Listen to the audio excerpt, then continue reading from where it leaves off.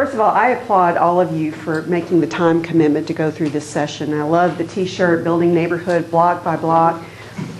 No matter what the issues are that you want to deal with, filling potholes, getting litter picked up, fighting development proposals, what you're doing is really not only strengthening your own neighborhood, it's really strengthening all of Metro. Because if any of you read the Brookings Institution Beyond Merger report that came out right about the time of merger, what they identified as one of Metro Louisville's top assets are its neighborhoods. And what you're doing is strengthening the fabric of not only your neighborhood, but the entire Metro Louisville. So I really applaud you. A little bit about my background so you understand the perspectives I bring. I am an environmental attorney. I've been licensed for 23 years. I spent the first 17 years working for industry, primarily Texas, South Louisiana, although around the country, Canada, Mexico as well. I worked for the oil companies. I worked for the chemical companies.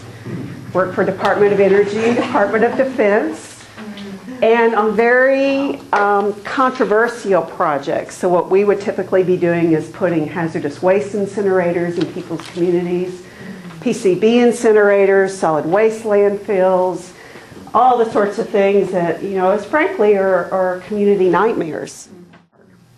So at the outset, I guess what I would convey to you is where I think citizens have an advantage in these kind of processes. And when I say these processes, I mean it really broadly, just in terms of whatever you want to affect. Something happening to your neighborhood, dealing with the government, dealing with developers, corporations, and the like, is that citizens have the advantage of numbers. My former clients hated big turnouts because the media follows. ExxonMobil has hundreds of thousands of shareholders. They never get a shareholder to turn out for anything or write a letter. I mean, that's really, when your decision makers most of the time are elected officials, for the most part, and that really influences them.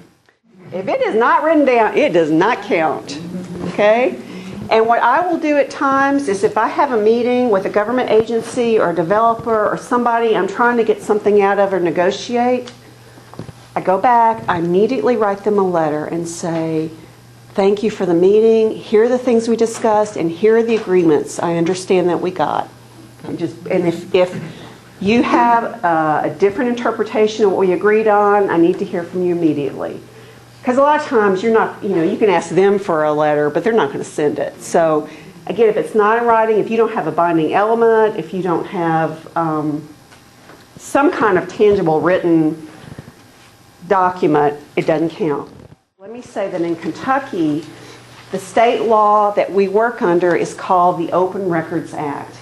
And I've got some helpful websites. The Attorney General's website for Kentucky has a really good section on the law and kind of practical advice about how to file Open Records Act requests. And the great thing in Kentucky is that they've got to respond to you in 3 working days. Really quick, really quick.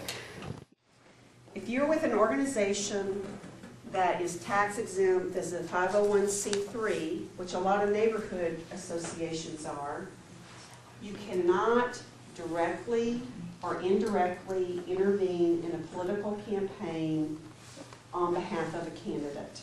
Okay? I will tell you that the IRS nationally is really cracking down on this, and they're starting with the churches.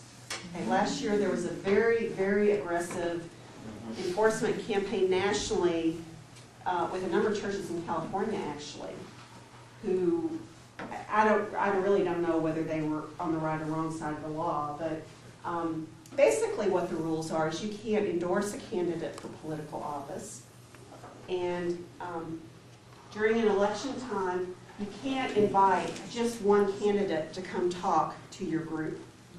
So if you want to invite somebody, you've really got to extend the invitation to everybody who's running.